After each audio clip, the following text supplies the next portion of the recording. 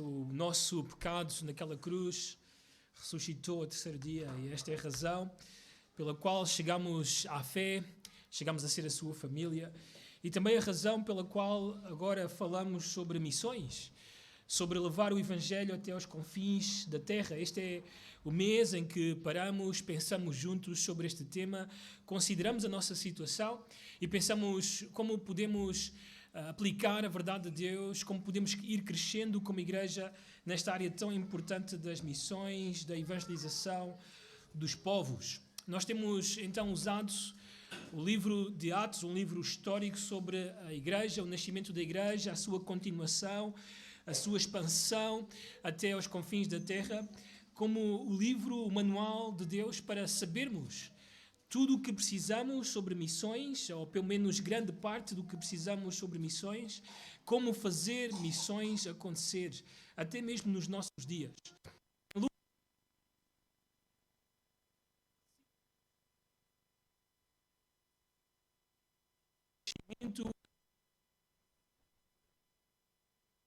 O Evangelho desde Jerusalém até aos confins da terra. Então, o que nós vimos é simplesmente um resumo de um geográfico. Vemos que a igreja sai de Jerusalém e ela efetivamente, ao longo de 28 capítulos, chega até aos confins da terra. Ela tem um crescimento numérico. Lucas vai dando-nos números, vai mostrando-nos a multidão de pessoas que está a crescer ou a fazer o crescimento da igreja real. Também vemos um crescimento espiritual, não era só números, mas efetivamente nós vemos uma igreja espiritual, uma igreja que é fortalecida pelo Espírito Santo, que mostra frutos, tem as marcas de uma igreja verdadeiramente convertida. Também um crescimento verdadeiro, não era uma igreja de adeptos, não era uma igreja simplesmente de simpatizantes, mas uma igreja que tínhamos pessoas ou povos que eram verdadeiramente nascidos de novo, e também um crescimento rápido. Nós vemos então a igreja em 30 anos passar de 120 pessoas para uma multidão de pessoas. Então nós queremos que este crescimento aconteça nos nossos dias. E chegamos a esta pergunta, será possível? É algo que nós podemos chegar a ver numa nação, como nós vimos na semana passada, que está longe, distante do Evangelho, longe de Deus. Somos 186 mil cristãos contabilizados, e eu e tu temos que ser realistas. Destes 186 mil que responderam ao censo no ano 2020, provavelmente, talvez metade, sejam verdadeiramente cristãos. Bem, chegamos então a esta conclusão que sim, o livro dá-nos as marcas da igreja para que ela cresça e para que ela se multiplique, plantando novas igrejas. Esta era a nossa proposta, as marcas de uma igreja que cresce e planta outras igrejas. E nós já vimos 5 pontos até agora. Quero relembrá-los rapidamente. A igreja que cresce e planta outras igrejas tem como uma das prioridades o evangelismo e a plantação de outras igrejas. Então nós chamamos a igreja a não ser uma igreja calada, a não ser uma igreja que não fala de Cristo, mas onde nós estamos, em primeiro lugar, nas nossas famílias, também nos nossos trabalhos, na nossa própria comunidade, sermos pessoas que falam de Cristo aos outros. Em segundo lugar, nós vimos que a igreja que cresce e planta outras igrejas tem o Espírito Santo a encher as suas vidas. Um sinal claro da igreja primitiva é que ela era cheia, dominada, controlada pelo Santo Espírito de Deus. Aliás, a promessa do Senhor Jesus é de que a igreja seria cheia ou teria o poder do Espírito para ser testemunha nestes lugares mencionados, Jerusalém, Judeia, Samaria, até aos confins da terra. Então não podemos fazer missões sem sermos cheios, controlados, dominados pelo Santo Espírito de Deus. Em terceiro lugar, a igreja que cresce e planta outras igrejas é forte e constante nos seus cultos de oração.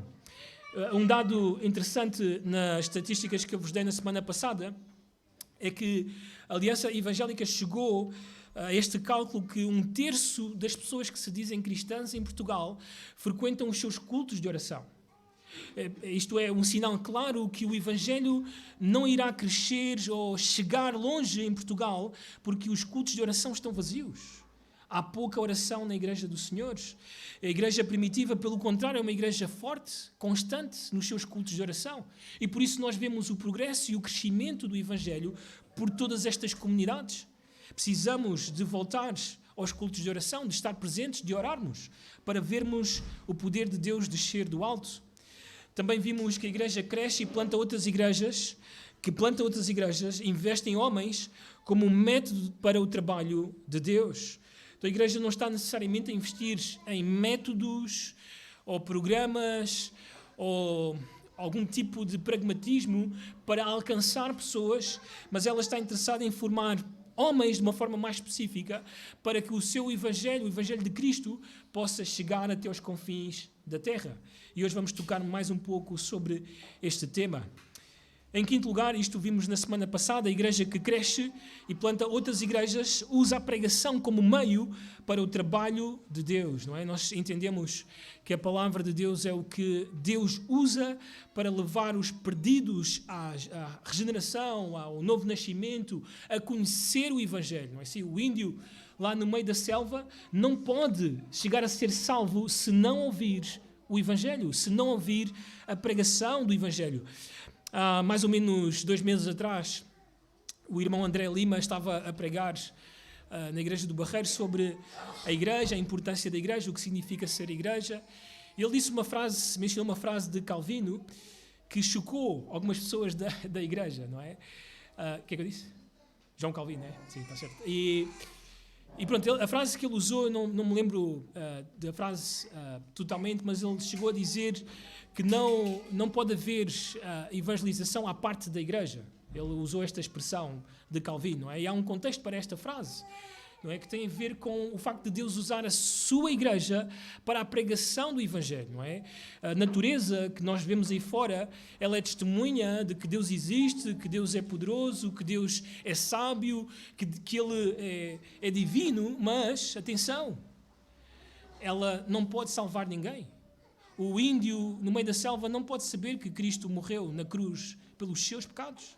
Por isso o índio precisa da igreja do Senhor para fazer conhecido, saber que o Evangelho aconteceu, que as boas novas estão aí e que ele precisa disso para ser salvo. Então a pregação é o método de Deus para que as pessoas cheguem à salvação de Cristo.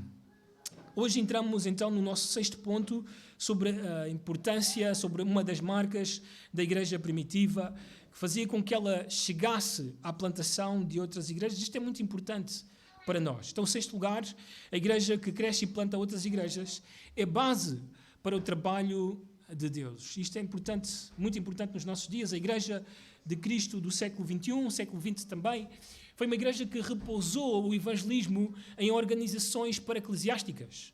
Ela esperou que essas organizações fizessem o trabalho de evangelismo e que até mesmo formassem os seus líderes para que eles pudessem levar o evangelho até aos confins da terra. É um facto, Deus tem usado isso, mas esse não é o método de Deus para fazer o seu evangelho conhecido. Deus quer usar a igreja batista de Miratejo, a igreja local, onde quer que ela esteja, para que ela forme os seus homens e para que ela envie estes homens para a plantação de novas igrejas. Que o evangelismo descanse na própria igreja, que ela aconteça com os membros da sua igreja. Notem o que disse este anónimo. Se alguém quiser, ou se quiser fazer crescer alguma coisa para durar uma estação, plante flores. Se quiser fazer crescer alguma coisa para durar uma vida, plante árvores. Se quiser fazer crescer alguma coisa para durar pela eternidade, plante igrejas. E é esse o nosso desejo. Nós queremos ver mais e mais pessoas por toda a eternidade conosco. Por isso precisamos de plantar igrejas, precisamos de enviar missionários, precisamos de investir, sem dúvidas, nisto. E isto é claro no livro de Atos. Nós vemos os apóstolos, nós vemos a igreja primitiva a investir e a ver-se a si mesma como um meio, como um organismo, a instituição, a entidade que Deus usa para levar o seu evangelho até aos confins da terra. Quando lemos o livro de Atos, percebemos que a iniciativa de plantação de igrejas é coordenada pela igreja. E mesmo quando isso não acontecia, por causa da perseguição, por circunstâncias adversas, A igreja era a instituição que Deus usava para validar, para confirmar que ali havia pessoas realmente salvas e que uma igreja podia nascer. Vamos a estes dois casos que nós lemos no livro de Atos. Vamos até Atos, capítulo 8. Atos, capítulo 8.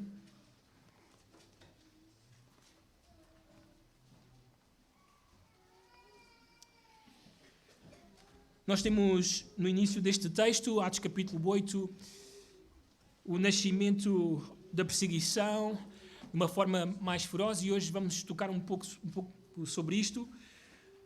Mas notem o que acontece a partir do versículo 4. Diz o texto: entre mentes, os que foram dispersos iam por toda a parte pregando a palavra. Filipe, descendo à cidade de Samaria, anunciava-lhes a Cristo. As multidões atendiam unânimes às coisas que Filipe dizia, ouvindo-as e vendo os sinais que ele operava. Pois os espíritos imundos de muitos possessos saíam gritando em alta voz, e muitos paralíticos e coxos foram curados, e houve grande alegria naquela cidade. Então nós vemos que a salvação chegou à cidade de Samaria. No entanto, algo acontece nesta história que nos leva a esta conclusão de que a igreja local é essa base, o meio que Deus quer usar para confirmar, para validar a sua obra. A partir do versículo 14, notem o que acontece. Ouvindo os apóstolos que estavam em Jerusalém, que Samaria recebera a palavra de Deus, enviaram-lhe Pedro e João, os quais, descendo para lá, oraram por eles para que recebessem o Espírito Santo, porquanto não havia ainda descido sobre nenhum deles, mas somente haviam sido batizados em nome do Senhor Jesus. Bem, o que é que está a acontecer aqui? Porque é que nós temos este fenómeno de que pessoas são regeneradas, salvas, mas ainda não têm o Espírito Santo a habitar nas suas vidas? O que é que está a acontecer? O termo é usado, o batismo, como um meio em que as pessoas entram na igreja, no corpo de Cristo. Porquê é que isso não está a acontecer? Bem, porque a igreja local, por meio dos seus apóstolos, irá confirmar a obra de Deus nesse lugar. Então, notem que as missões não podem acontecer de forma independente da igreja local. Seja qual for a organização para-eclesiástica, ela deve existir, não sou contra elas, mas devem existir para servir, para ser de ajuda à igreja local nas missões que Deus ordenou fazer. Um outro caso, notem Atos capítulo 11. Atos capítulo 11.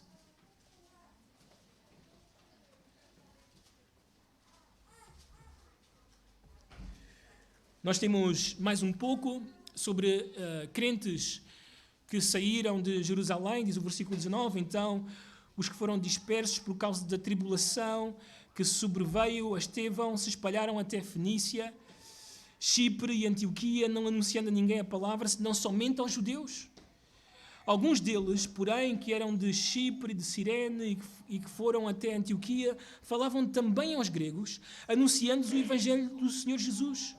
A mão do Senhor estava com eles e muitos crentes se converteram ao Senhor. Então notem que estes irmãos, pessoas comuns da igreja, saíram por causa da perseguição da cidade de Jerusalém, chegaram até Antioquia, estão a pregar o evangelho, o Senhor está a salvar pessoas ali, é incrível o que está a acontecer, mas notem, o que é que diz o texto? Versículo 22. A notícia a respeito deles chegou aos ouvidos da igreja que estava em Jerusalém e enviaram Barnabé até Antioquia. Tendo ele chegado e vendo a graça de Deus, alegrou-se e exortava a todos que com firmeza de coração permanecessem no Senhor. Novamente, temos o mesmo quadro, o mesmo padrão. Vemos a igreja de Jerusalém, a igreja local, a enviar alguém da sua igreja, um representante da sua igreja, para confirmar que a mão de Deus, que a graça do Senhor está ali, que o Senhor está a salvar gentios, e a confirmar que agora sim pode nascer, pode crescer uma igreja local em Antioquia. Então, claramente, a igreja é a base para as missões. As missões não podem acontecer de forma independente. Não digo que Deus não possa usar isso, mas não devia ser o padrão, não deve ser a forma como as missões devem acontecer. Mas ao ouvir isto traz grande responsabilidade para nós. Eu creio que uma das razões pelas quais muitas organizações têm nascido fora do contexto da igreja local é porque a igreja local se desinteressou pela salvação de almas, pela pregação do evangelho, pelas missões, pela plantação de igrejas à volta do mundo. Se a nossa igreja não tem este interesse, não vê isto como importante, o Senhor não deixará o seu nome sem testemunho. Mas nós queremos ser a base. Aliás, nós podemos até mesmo dividir o livro de Atos em duas igrejas. Desde o capítulo 1 até o capítulo 12, nós temos tudo o que acontece com a igreja de Jerusalém.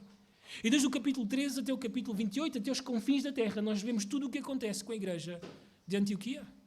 Então tudo acontece à volta destas igrejas. Se o Senhor a usar estas igrejas, se calhar até podíamos inserir, a partir do capítulo 19, mais uma igreja, que é a igreja de Éfeso, que Deus usa para que o seu evangelho chegue até toda a Ásia Menor, todos os habitantes da Ásia. Então o Senhor quer usar a sua igreja para que dela Ele plante outras igrejas. E isto é muito claro para nós.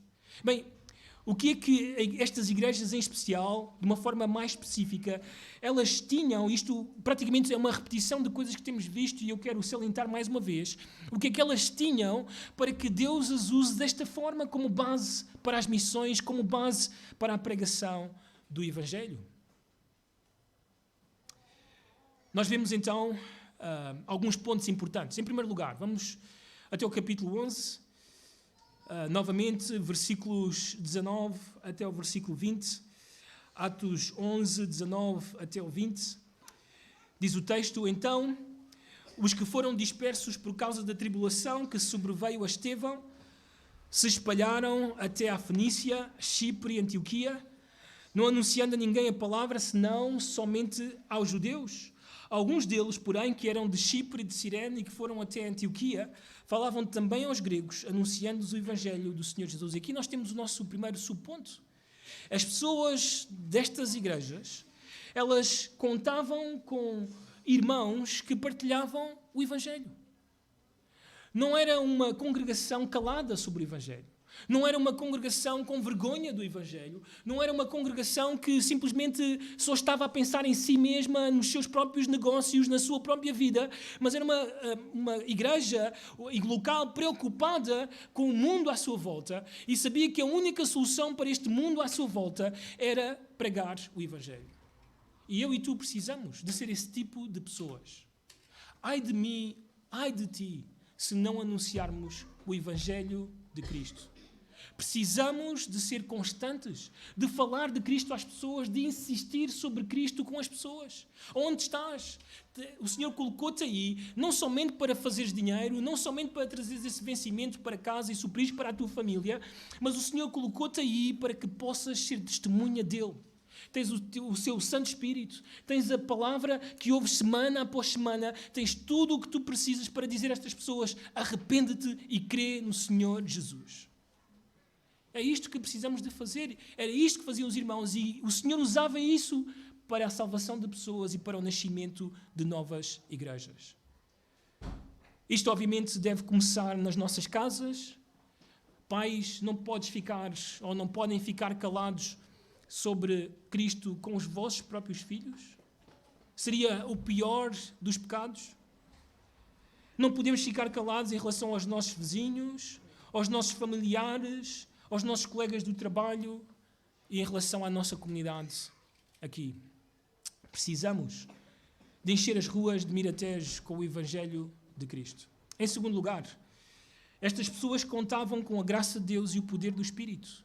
Contavam com a graça de Deus e o poder do Espírito. Isto é importante. Vamos até o capítulo 4, em primeiro lugar, capítulo 4, até a igreja de Jerusalém, porque estamos a falar destas duas igrejas locais que Deus usa para a plantação de outras igrejas. No capítulo 4, versículo 31, diz o texto, notem: Tendo eles orado, tremeu o lugar onde estavam reunidos. Todos ficaram cheios do Espírito Santo e com intrepidez anunciavam a palavra de quem? De Deus. Agora presta atenção, porque nesta oração, é certo, estão os apóstolos, mas nesta oração também estão as pessoas da igreja. Eles oram em conjunto e em conjunto ficam todos cheios do Espírito. Não está a dizer que somente os apóstolos ficaram cheios do Espírito, mas todas as pessoas da congregação ficaram cheias do Espírito. E ao ficarem cheios do Espírito, qual foi a evidência, a marca, aquilo que foi a obra? A pregação, o anúncio, com ousadia do Evangelho. Não é outra coisa. Então precisamos de ser um povo cheio do Espírito de Deus. Isto é uma ordem. Não ser cheio do Espírito é estar em pecado. É uma ordem para nós. Isso implica que eu e tu devemos tirar das nossas vidas, não colocar barreiras a que o Espírito controle, tenha o domínio sobre as nossas vidas, para que eu e tu tenhamos a coragem que às vezes não temos para pregar de Cristo aos outros. Precisamos de ser cheios do Espírito, mas não somente isso. O versículo 33 deste mesmo capítulo diz: com grande poder os apóstolos davam testemunho da ressurreição do Senhor Jesus, e em todos eles havia o quê? Abundante graça, não é? Lucas destaca a abundante, visível graça na vida destas pessoas. Vamos até o capítulo 11, para entendermos mais um pouco do que se trata isto. O capítulo 11, versículo 21, mais uma vez, agora a igreja de Antioquia, no seu nascimento, diz: a mão do Senhor estava com eles, e muitos, crendo, se converteram ao Senhor. A notícia a respeito deles chegou aos ouvidos da igreja que estava em Jerusalém, e enviaram Barnabé até Antioquia. E tendo eles chegado e vendo o quê? O que dizia o texto? A graça de Deus. A graça de Deus. Alegrou-se e exortava a todos a que com firmeza de coração permanecessem no Senhor. E a nossa pergunta é: o que é isso? O que é que, de uma forma mais objetiva, Barnabé viu que Lucas chama ver a graça de Deus? Bem, eu não tenho dúvidas que o que Barnabé viu e aquilo que Lucas está a falar é uma igreja que foi transformada. Uma igreja que já não é a mesma. Uma igreja que nasceu verdadeiramente, que são verdadeiramente crentes, que são verdadeiramente filhos de Deus, que estão na família de Deus, que a graça é visível nas suas vidas. Talvez um bom exemplo disto está no capítulo 19. Notem o capítulo 19 de Atos. Isto é a graça de Deus na vida das pessoas, quando ela vem, quando ela é derramada sobre as vidas, sobre as almas. Notem o que acontece, capítulo 19, a partir do versículo 18. Paulo está a pregar, o Senhor está a usar Paulo e os seus companheiros de uma forma incrível neste lugar. E o capítulo 19, versículo 18 diz o seguinte: muitos dos que creram vieram confessando e denunciando publicamente as suas próprias obras. O que é que nós estamos a ver aqui? Se tivéssemos que definir este versículo numa palavra, aquilo que eu e tu estamos a ver é arrependimento. Arrependimento. Arrependimento. O que é que isso significa? Significa que houve uma mudança de vida. Houve uma mudança de mente, uma mudança de coração, uma mudança de vontade. Estas pessoas voltaram-se totalmente para Deus, e isso é arrependimento. É isso que eu e tu precisamos de ver nas nossas vidas. Que agora olhamos para o pecado como Deus o vê. Que aborrecemos, que não queremos nada com o pecado como o Senhor não quer. É isso que precisamos de ver, e é isso que estava a acontecer na vida destas pessoas. Mas diz o texto ainda: também muitos dos que haviam praticado artes mágicas, reunindo os seus livros, os queimaram diante de todos. Calculados os seus preços, achou-se que amontavam a 50.000 denários. E assim a palavra do Senhor crescia e prevalecia poderosamente. E se ia infiltrando em cada área da vida dos cristãos, e eles iam sendo transformados, e a graça de Deus era visível sobre eles. E é isto que nós precisamos de ver. Tristemente, a igreja, não tenho dúvidas, em Portugal, ela se enche de pessoas que são adeptas, que são simpatizantes do cristianismo, mas que não têm as suas vidas com a graça de Deus. Não estão transformadas. Temo até mesmo pelos nossos filhos, que se habituem tanto ao cristianismo, que se tornem como os fariseus, simplesmente cristãos de nome, mas não transformados pela graça de Deus. Bem, eles precisam de ver em nós que nós temos abundante graça, que as nossas vidas têm a graça do Senhor, que nós mesmos temos sido transformados pelo Evangelho de Cristo, que amamos o Senhor, que aborrecemos o pecado. Eles precisam de ver isso para que a nova geração que aí vem faça esta igreja crescer para o Senhor e para a evangelização dos povos. Então, eles contavam com a graça de Deus e o poder do Espírito. Em terceiro lugar, estas igrejas tinham líderes piedosos. comprometidos com a oração e o ensino da palavra. Líderes piedosos. Capítulo 6, Atos capítulo 6. Atos capítulo 6, a partir do versículo 2, notem a preocupação da liderança na igreja local em Jerusalém. Qual é a preocupação? E isto é aquilo que devemos ver em qualquer homem piedoso, não só da liderança, mas, sem dúvidas, não pode faltar na liderança isto. Capítulo 6, versículo 2 diz: Então os 12 convocaram a comunidade dos discípulos e disseram: Não é razoável que nós abandonemos a palavra de Deus para servir às mesas. Notem, estes homens estão preocupados em negligenciarem o ministério da palavra, o ensino, a pregação da palavra. A igreja está a crescer, há cada vez mais trabalho, precisamos de mais mãos para servir e precisamos porquê? Porque se nós continuamos a fazer isto, não vamos conseguir fazer este ministério da palavra acontecer. Era importante, determinante. Então esta é a decisão que eles tomam, notem o versículo 3, mas irmãos, escolhei dentre vós 7 homens de boa reputação, cheios do Espírito e de sabedoria, aos quais encarregaremos deste serviço. E quanto a nós, nos consagraremos ao quê? A oração. E a palavra consagrar é importante, porque eu e tu conhecemos na língua portuguesa, não é difícil. É ser devotos, dedicados à oração e ao ministério da palavra. Então nós precisamos, nas nossas igrejas, cada vez mais, e não quero deixar passar a nossa própria igreja, neste momento estamos a falar de nós, precisamos de ter líderes assim, sempre, piedosos. Aqueles que virão precisam de ser da mesma forma, para que a nossa igreja possa ser usada pelo Santo Espírito de Deus para a plantação de novas igrejas. Capítulo 11. Esta não era uma realidade só da igreja local em Jerusalém, é também uma realidade da igreja local em Antioquia.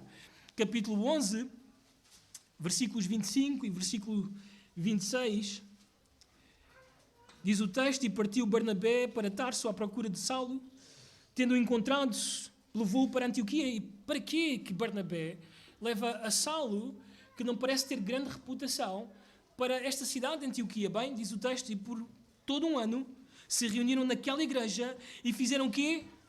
Ensinaram numerosa multidão. E eu e tu, até temos no texto, temos este favor do Espírito Santo de saber os resultados na vida de homens piedosos. Quando Deus usa homens piedosos, este é o resultado. Capítulo 13, versículo 1. Havia na igreja de Antioquia profetas e mestres: Barnabé, Simeão, por sobrenome Níger, Lúcio de Cirene, Manaém, Colasso de Herodes, o tetrarca, e Saulo. E servindo eles aos senhores e jejuando, disse o Espírito Santo. Notem as qualidades piedosas, espirituais destes homens. Líderes piedosos sempre irão fabricar, produzir líderes piedosos. Isto é o que deve acontecer, é isto que esperamos. É isto que estava a acontecer nestas igrejas. E por isso o Senhor está a usar estas igrejas para plantar mais igrejas. Por último, e também importante, estas igrejas eram generosas para com os irmãos em necessidade. Estas igrejas eram generosas para com os irmãos em necessidade. Isto é muito importante para as missões. Notem o capítulo 4. Vamos até o capítulo 4, a igreja local em Jerusalém, novamente. Capítulo 4, versículo 33. Diz o texto: Com grande poder os apóstolos davam testemunho da ressurreição do Senhor Jesus, e em todos eles havia abundante graça. E como é que era evidente para Lucas esta abundante graça? Bem, pois nenhum necessitado havia entre eles, porquanto os que possuíam terras ou casas, vendendo-as, traziam os valores correspondentes. Não podemos esquecer que isto é o resultado de ser cheio do Espírito, como aparece no versículo 31. E depositavam aos pés dos apóstolos, então se distribuía a qualquer um à medida que alguém tinha necessidade. Bem, esta era uma igreja generosa, cuidava de si mesma, olhava para os irmãos, via a necessidade que eles tinham e ajudava-os, apoiava-os. Não era só uma característica da igreja local em Jerusalém, também era uma característica da igreja local em Antioquia. Vamos até ao capítulo 11, versículo 27, novamente, à igreja de Antioquia, e notem o que acontece Naqueles dias, versículo 27, naqueles dias desceram alguns profetas de Jerusalém para Antioquia e apresentando-se um deles, chamado Ágabo, dava a entender pelo Espírito que estava para vir grande fome por todo o mundo, a qual sobreveio nos dias de Cláudio. Os discípulos, cada um conforme as suas posses, resolveram enviar socorro aos irmãos que moravam na Judeia. O que eles com efeito fizeram, enviando aos presbíteros por intermédio de Paulo e de Saulo. Bem, por que é que nós estamos a salientar isto?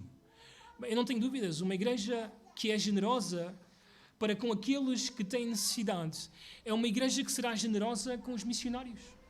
É uma igreja que estará preocupada que os missionários consigam ter o que precisam para pregar o Evangelho, para servirem o Senhor onde o Senhor os tem. Então precisamos de ser este tipo de igreja, que estamos a cuidar uns dos outros, a olhar uns pelos outros, a ser generosos desta forma. E quando assim é, eu e tu não temos nenhum problema.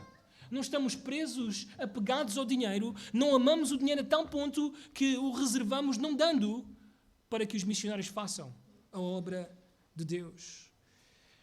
Então, igrejas generosas com os necessitados sempre serão generosas com as missões. Estas situações especiais levaram ao surgimento de muitas igrejas por toda a Ásia, África e Europa. Talvez um dos grandes exemplos que nós temos no Novo Testamento é a igreja dos Filipenses, a igreja provavelmente mais pobre de todo o Novo Testamento.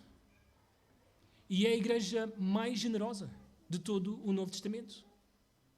Diz Paulo, eles estavam em extrema pobreza e ainda assim deram o suficiente para ele estar tranquilo no ministério. Incrível. E nós precisamos de ser igrejas assim, para que o Senhor nos use para a plantação de mais igrejas. Rapidamente, em sétimo lugar, a igreja que cresce e planta outras igrejas faz o trabalho de Deus mesmo em tribulações e com pouco dinheiro. Mesmo em tribulações e com pouco dinheiro. Ronaldo Lidório diz o seguinte sobre as missões. Para ultrapassarmos as barreiras que temos perante nós, sejam urbanas ou tribais, linguísticas ou culturais, de caráter ou de preparo, precisamos levar em consideração a possibilidade do sacrifício. Eu leio esta frase e lembro-me de uma ocasião em que estava prestes para ir à Argentina para estudar no instituto, preparar-me para ser um missionário, e o pastor Samuel tinha uma preocupação comigo. Ele sabia que eu era um jovem que gostava muito de comprar coisas de marca, de vestir-me bem, preocupava-me muito com essas coisas. Na altura trabalhava e usava quase todo o meu dinheiro para isso. Era muito preocupado nisso, com o que eu vestia, com a aparência, a forma como as pessoas olhavam para mim. Estava muito preocupado com isso. Então ele perguntou-me, Mário, eu conheço-te, estás preparado para o sacrifício? Estás preparado para o sacrifício?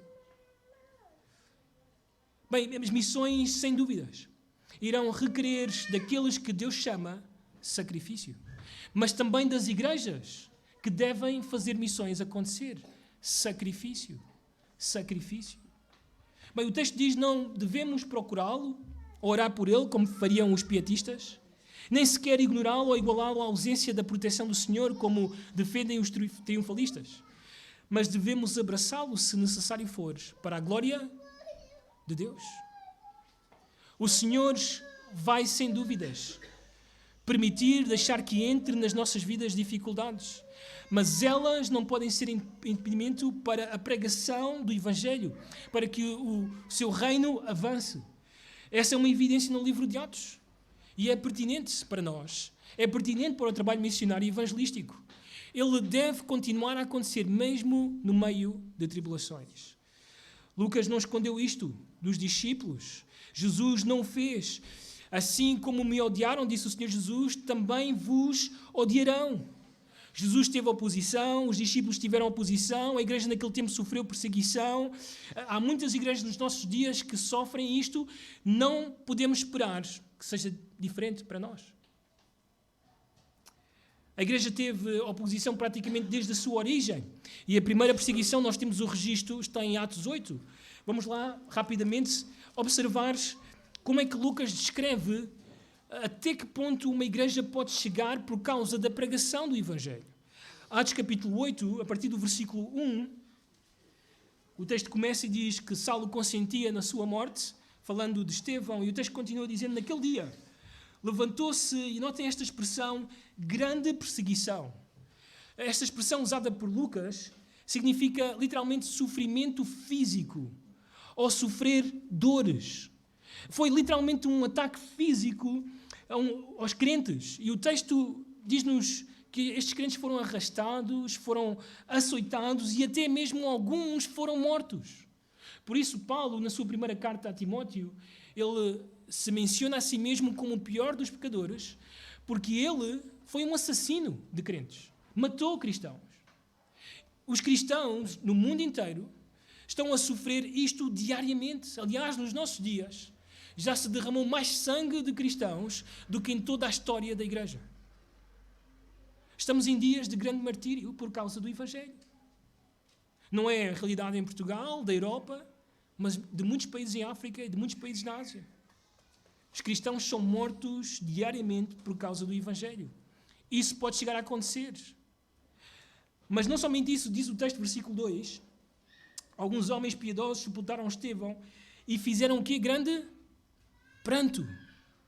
E esta é uma expressão importante para entender coisas que podem chegar a acontecer por causa da pregação do Evangelho. Este termo, pranto, significa bater no peito, o que indica grande sofrimento emocional. Então, o que Lucas está a dizer-nos é que a igreja ficou angustiada, deprimida pela perseguição e morte de pessoas queridas. Estevão era um líder muito querido e foi morto. E a igreja fez grande pranto. Isso pode acontecer em muitas congregações no nosso mundo. Pode chegar a acontecer conosco por causa da pregação do Evangelho. Mas notem ainda o versículo 3. Saulo, porém, assolava, diz o texto, a igreja, outra expressão. A palavra assolação indica destruição espiritual. Porquê? Porque ela foi usada por João, em João 10:10, para falar e dizer o ladrão vem somente para roubar, matar e destruir. O que é que isso indica? Indica que a perseguição era tão grande, que o objetivo do diabo era fazer com que estes irmãos deixassem a fé, abandonassem a Cristo, voltassem para trás, destruí-los espiritualmente. Então a perseguição pode chegar a estes moldes. Há umas semanas atrás, como é hábito lá em casa, nós ouvimos um podcast diariamente do Kevin Swanson e sempre no início do podcast há um momento de notícias, aquilo que está acontecendo no mundo inteiro, e ele sempre conta algo que está a acontecer em missões, algum missionário, algum pastor, alguma coisa que está a acontecer. E esta foi a notícia nesse dia. Morning Star News relata que um pastor no Uganda sofreu ferimentos graves após ter sido atacado no início deste mês. Os líderes muçulmanos do país tinham convidado o pastor Arthur Assabi Babi a participar num debate religioso. Cometeram um grande erro. Os seus argumentos levaram a várias dúzias de muçulmanos a crer em Cristo. Ali no momento em que ele estava a debater Islão versus cristianismo, alguns muçulmanos confiaram em Cristo. E no final desse evento, os líderes estavam raivosos. E eles apanharam o pastor Arthur e espancaram-no. E estavam a ponto de matá-lo, e a história diz que um membro da igreja conseguiu resgatar o pastor Babi. Ele foi levado para o hospital, recebeu tratamento médico e escapou da morte. O próprio pastor era convertido do Islão. Tem uma esposa, 6 filhos. Esta é a realidade de muitos irmãos no mundo inteiro. Mas ainda assim, o Evangelho continua. O Evangelho continua, o Evangelho não para. Mesmo em tempos assim, as pessoas continuam a pregar o Evangelho. Não tenho dúvidas, o pastor Arthur, se o convidarem a outro debate, ele vai pregar o Evangelho.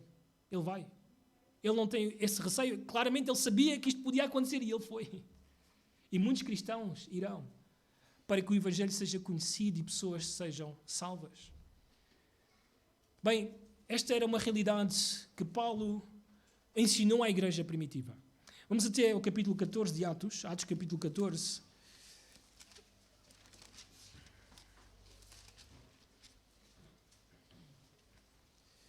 Versículos 19. Esta é praticamente a conclusão da primeira viagem missionária. E diz o texto, a partir do versículo 19, sobrevieram, porém, judeus de Antioquia e Icónio, e instigando as multidões e apedrejando a Paulo, arrastaram-no para fora da cidade, dando-o por morto. Rodeando-o, porém, os discípulos, levantou-se e entrou na cidade. Muito provavelmente aconteceu um milagre aqui nesta situação. Mas notem o ênfase do texto. No dia seguinte, partiu com Barnabé para Derbe. E tendo anunciado o evangelho naquela cidade e feito muitos discípulos, voltaram outra vez para o lugar onde foram espancados, para Listra, Icónio e Antioquia.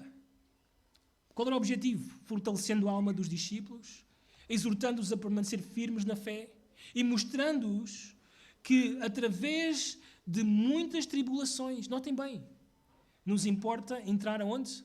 No reino de Deus. Então ele ensinava à igreja que o nosso caminho para entrar pela porta celestial é um caminho cheio de tribulações, dificuldades, aflições.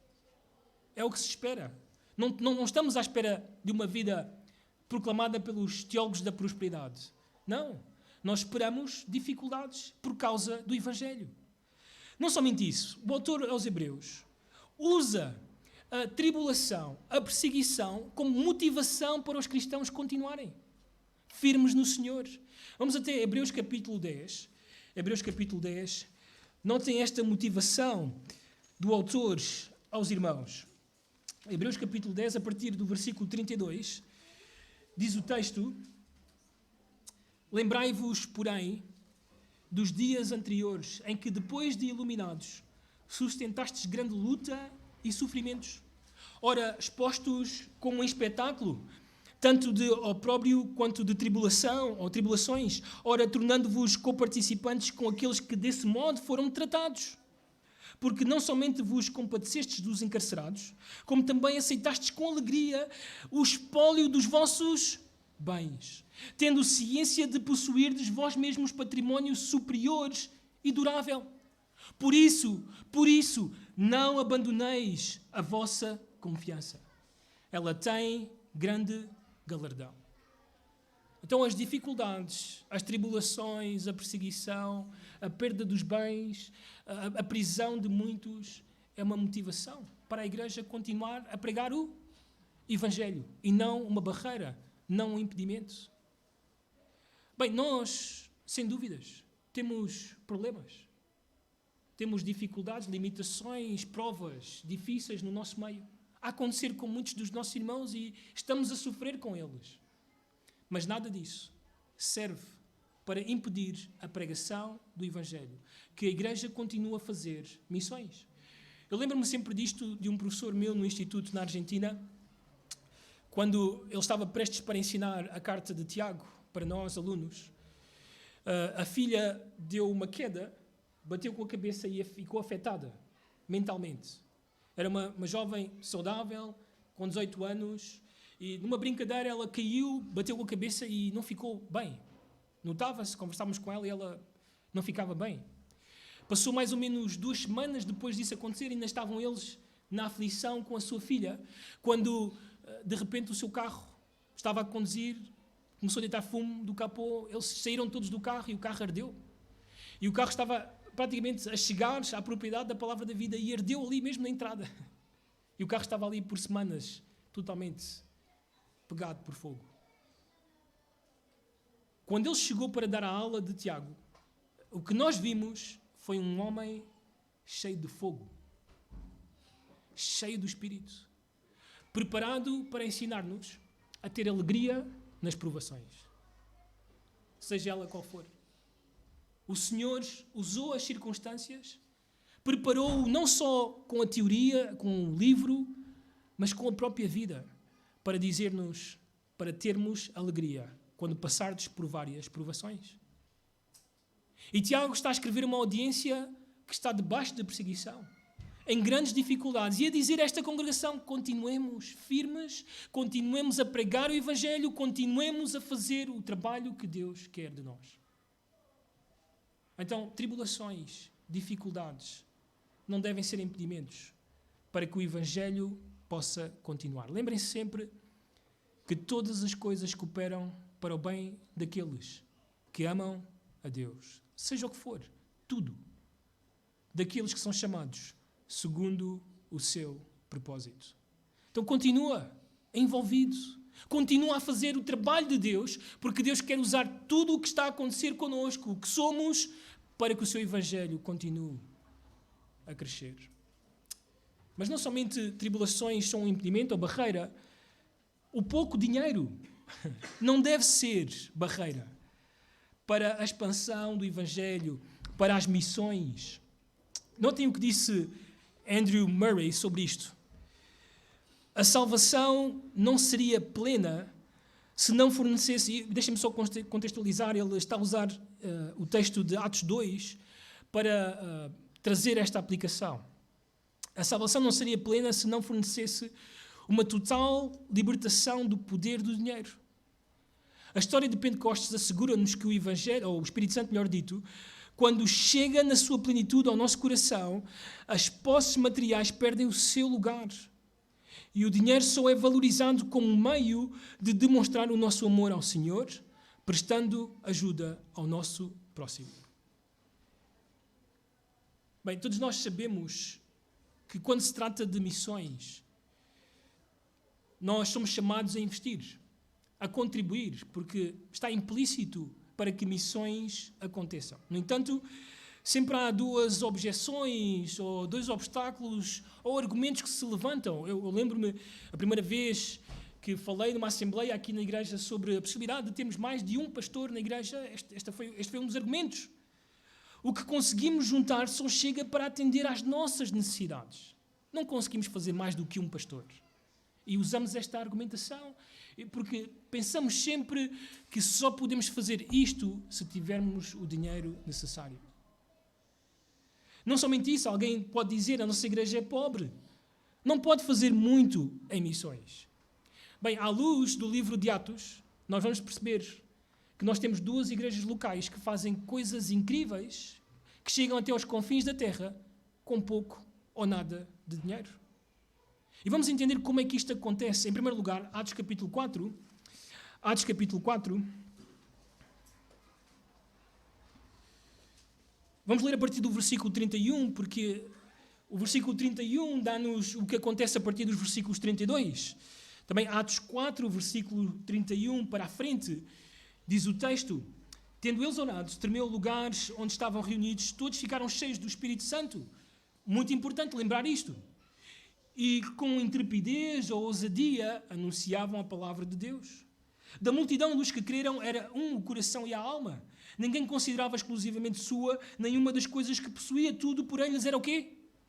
Lembra-te que isto é uma marca de ser cheio do quê? Do Espírito. Diz o texto, com grande poder os apóstolos davam testemunho da ressurreição do Senhor Jesus, e em todos eles havia abundante graça, pois nenhum necessitado havia entre eles. Porquanto os que possuíam terras ou casas, vendendo-as, traziam os valores correspondentes e depositavam aos pés dos apóstolos. Então se distribuía a qualquer um à medida que alguém tinha necessidade. Tudo isto acontecia porque estas pessoas eram cheias do quê? Do Espírito Santo de Deus.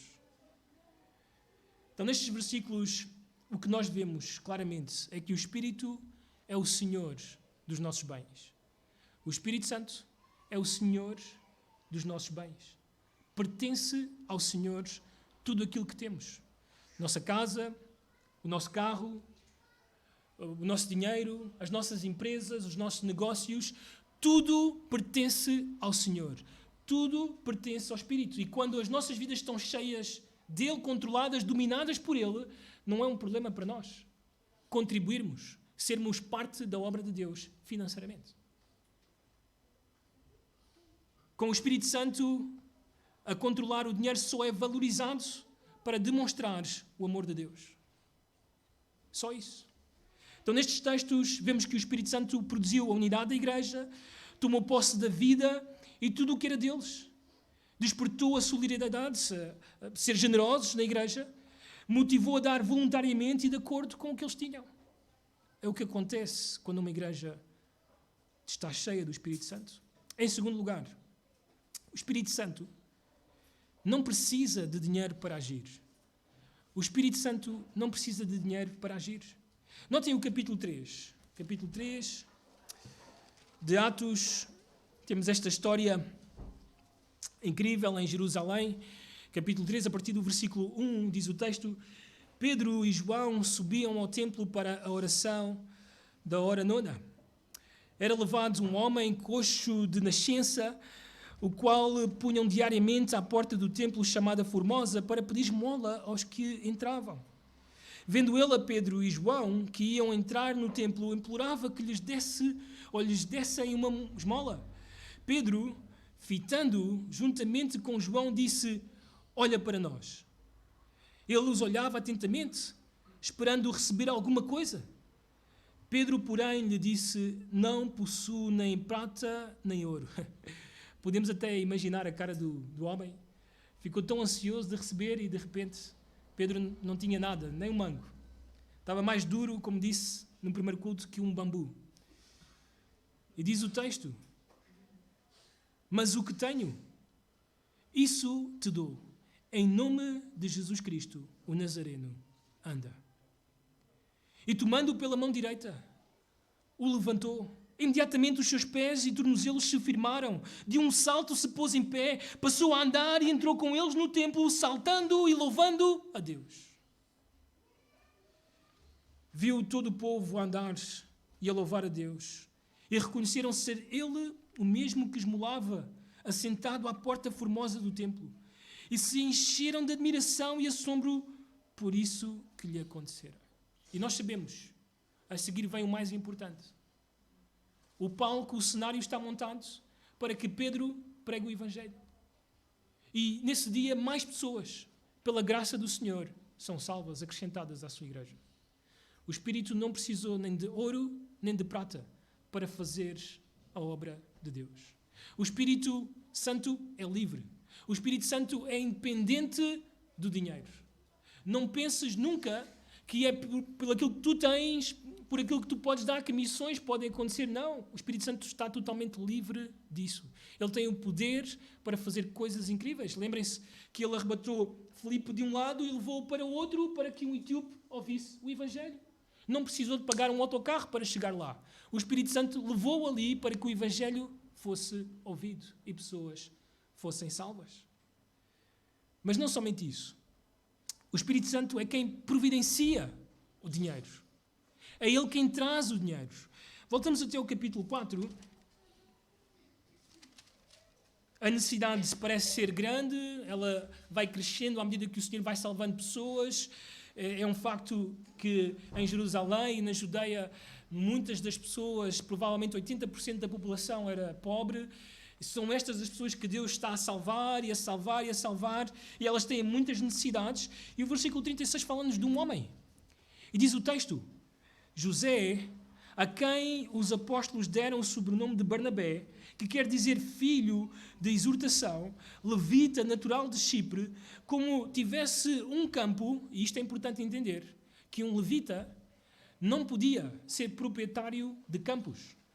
Por causa do chamado de Deus para eles, não lhes era lícito, legítimo adquirir propriedade. Eles tinham que confiar no Senhor e receber simplesmente das tribos cidades onde eles podiam viver, mas não adquirir campos. Bem, este levita certamente estava fora da lei de Deus, longe da vontade de Deus, mas ele ouve o Evangelho, o Senhor salva-o, a graça de Deus desce sobre o seu coração. E notem o que acontece. Como tivesse um campo, vendendo-o, trouxe o preço e o depositou aos pés dos apóstolos. E aí está, mais uma vez, o Espírito Santo a providenciar para a sua igreja. Na semana passada, quando estava a rever esta pregação, lembrei-me de ter visto um documentário e quis vê-lo outra vez. Sentei as meninas, a minha esposa, e vimos este documentário juntos, na hora do almoço. O documentário chama-se The Cheerful Giver. É um documentário sobre um casal, uma família da Flórida, que se tornou muito rica através da mercearia. Começaram com uma pequena mercearia, numa pequena esquina. O Senhor foi prosperando esse negócio e eles chegaram a ter muitas mercearias. E depois, quando chegaram mais ou menos aos anos 70, 80, venderam esta empresa e ficaram riquíssimos, com muito dinheiro. Entretanto, no meio dessa história, a esposa, ela é salva. Um pouco mais tarde, alguns anos mais tarde, o marido também, que era um moralista, que confiava nas suas próprias obras, também ele se arrepende e é salvo pelo Senhor. E os dois começam então a frequentar a igreja, os dois começam a crescer na fé. E o marido tinha este hábito de ouvir sempre o pastor John MacArthur pela rádio. E ele juntava-se com o seu filho na empresa pela manhã e sempre estavam a ouvir alguma coisa sobre Deus através deste homem. E estavam a crescer por meio disso. E um dia, este homem virou-se para o seu filho e disse: nós temos sido tão beneficiados por este homem, pelo seu ministério. Eu acho que nós deveríamos fazer alguma coisa por eles. Então o filho pegou no telefone e ligou, estavam na Flórida, até o outro lado do país, para a Califórnia também. E ali, na Califórnia, está a igreja do pastor John MacArthur e o ministério que estava a crescer, mas tinha um grande problema. Estavam a endividar-se, a dívida estava a acumular-se e havia até mesmo o risco de parar tudo o que eles estavam a fazer através da Grace to You, através dos livros, publicações, folhetos e o ministério da rádio. Estava a ficar complicado e estava a surgir um seminário, mas também estava a ser complicado fazer isto do seminário. Então este rapaz liga e na igreja alguém atende e ele diz: nós temos sido beneficiários deste ministério, queremos ajudar. Como podemos ajudar-vos? E o pastor John MacArthur recebe esta ligação e diz-lhes: nós precisamos de pagar estas dívidas e nós precisamos de dinheiro para o seminário. O rapaz ligou, voltou para falar com o seu pai e o seu pai abriu a gaveta. Isto é a expressão que eles usam no comentário. Abre a gaveta e passa o cheque com o valor que eles precisavam para pagar todas as dívidas e para ter dinheiro para o seminário. Agora, por meio dessa iniciativa, nasceu uma fundação. E essa fundação tem sido usada pelos senhores até mesmo para fazer pequenos seminários como o nosso no Breia, ali em Lyon e em breve, se Deus permitir, aqui no Miratejo. Assim, estas pessoas já morreram, mas deixaram esta fundação para contribuir constantemente para a obra de Deus e para que pastores em muitos países sejam formados na palavra de Deus. Então o Espírito Santo providencia o dinheiro. Ele vai trazer aquilo que nós precisamos para fazer a sua obra. Mas atenção, muita atenção. O Espírito Santo julga a minha oferta e a tua oferta. Ele julga aquilo que nós estamos a fazer. Notem ainda, neste capítulo, agora capítulo 5, esta é a continuação da história. Não penses por ter um capítulo que mudou o cenário, estamos no mesmo. E diz o versículo 1 do capítulo 5. Entretanto, certo homem chamado Ananias, com a sua mulher Safira, vendeu uma propriedade. Mas, em acordo com a sua mulher, reteve parte do preço e, levando o restante, depositou aos pés dos apóstolos. Então, disse Pedro: Ananias, por que encheu Satanás teu coração? Para que mentisses a quem? Ao Espírito Santo, reservando parte do valor do campo. E nós sabemos, Ananias é morto pelo Senhor e Safira é morta pelo Senhor nesse dia, como julgamento de disciplina do Senhor sobre a sua igreja.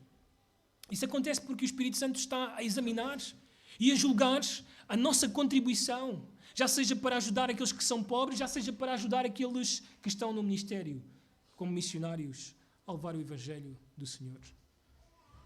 Então, diante destas verdades, não há razão para vivermos preocupados. Só precisamos de ter fé, confiar naquele que nos disse: ide e fazei discípulos de todas as nações, porque aquele que disse isso disse: toda a autoridade me foi dada no céu e na terra. Tudo pertence a Ele, Ele está no comando de todas as coisas.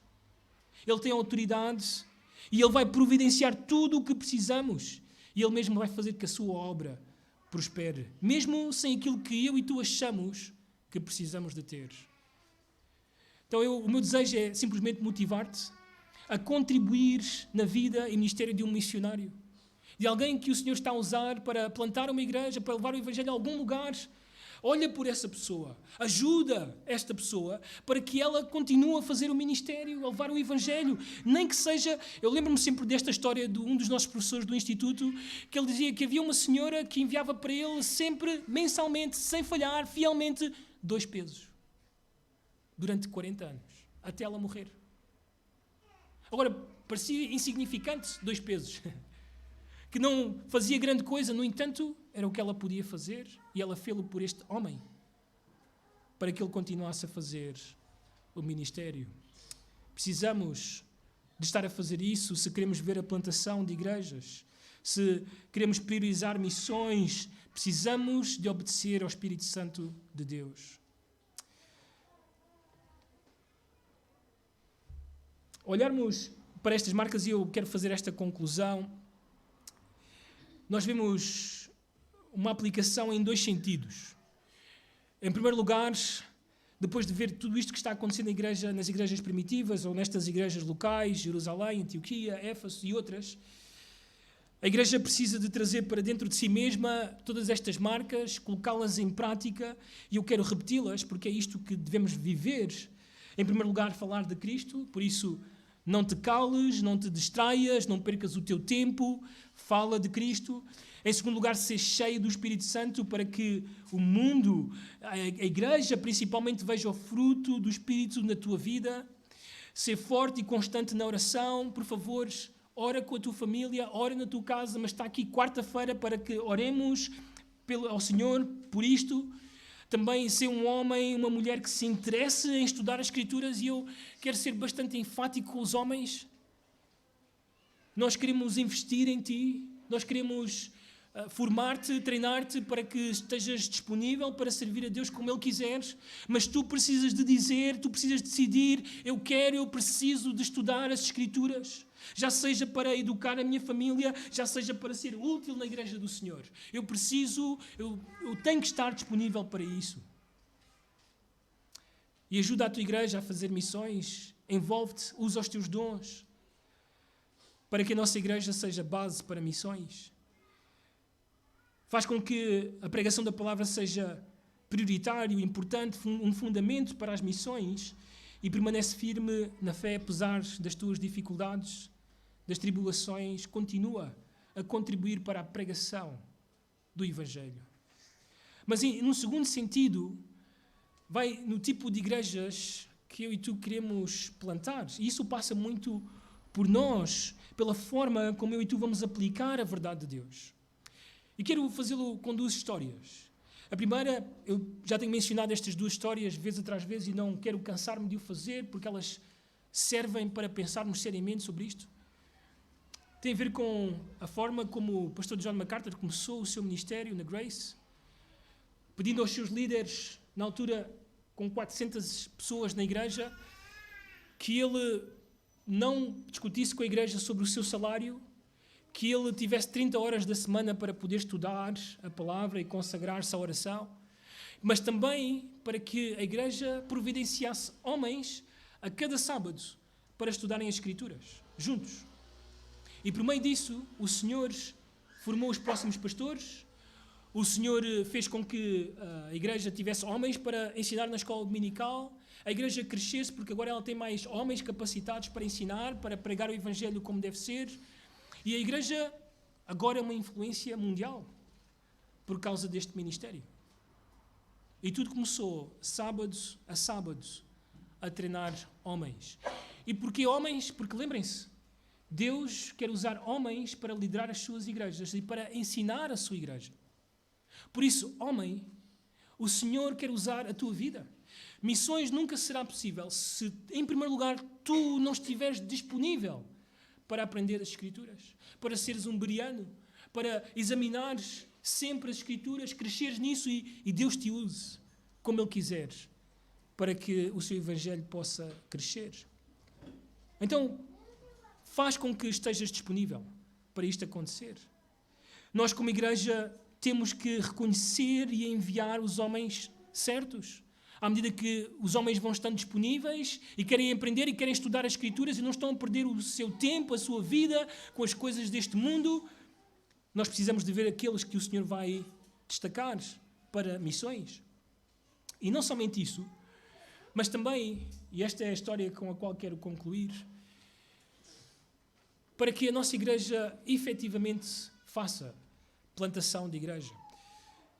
Lembro-vos a história do pastor que em 8 anos, através da sua igreja, plantou 4 igrejas, não é? E nós ficamos estupefactos como é que é possível. Uma igreja conservadora, como a nossa, tradicional, fiel às Escrituras, em 8 anos, plante 4 igrejas. Isso só acontece com igrejas loucas que andam por aí, não é? Bem, nós nos sentamos com este homem e este homem disse-nos: nós, liderança da nossa igreja, só fizemos 3 coisas simples. Jejuamos e oramos por homens, começámos a treinar homens e começámos a enviar esses homens que Deus tem chamado para o ministério, e com esses homens enviámos cerca de 30 pessoas para as cidades aonde eles iam. Significa que na própria igreja-mãe havia famílias disponíveis, abertas, a deixar o lugar onde estavam, o trabalho que tinham, para ir com este homem para outra cidade, começar do zero, para a plantação de novas igrejas. Agora, isto só é possível se tu és cheio do Espírito, se tu és piedoso, estás a crescer na palavra e entendes a prioridade para a tua vida. Então a pergunta é: estás disponível para que a nossa igreja faça tal coisa, para que o Espírito Santo nos use para tal coisa? Estás aberto ou estás tão agarrado às coisas deste mundo ou ao teu próprio pecado que não podes ser usado por Deus desta forma? Vamos orar.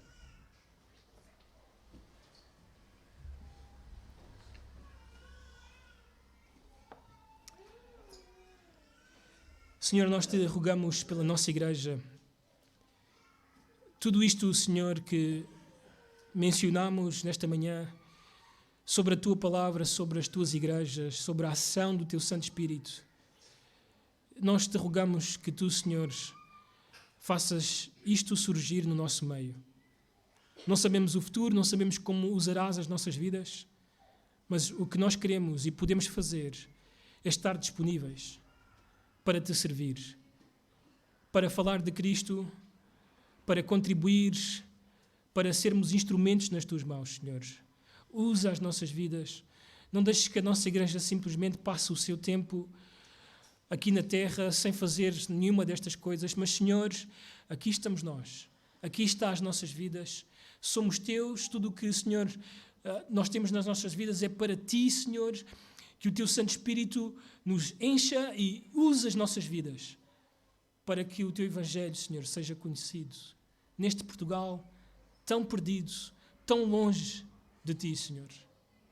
Nós te rogamos, toca os nossos corações, levanta os homens desta igreja, Senhor. Fá-los vir para a tua palavra. Senhor, fá-los decidir ser instrumentos nas tuas mãos. Fá-los, Senhor, usar aquilo que o Senhor lhes tens dado, já sejam os seus dons, já seja aquilo que eles têm, para que possam ser instrumentos nas tuas mãos, para que as suas famílias se voltem para Cristo e para que a tua igreja se volte para Cristo, para que esta comunidade se volte para Cristo e para que novas igrejas possam surgir. Te rogamos por isto, no nome do Senhor Jesus. Amém.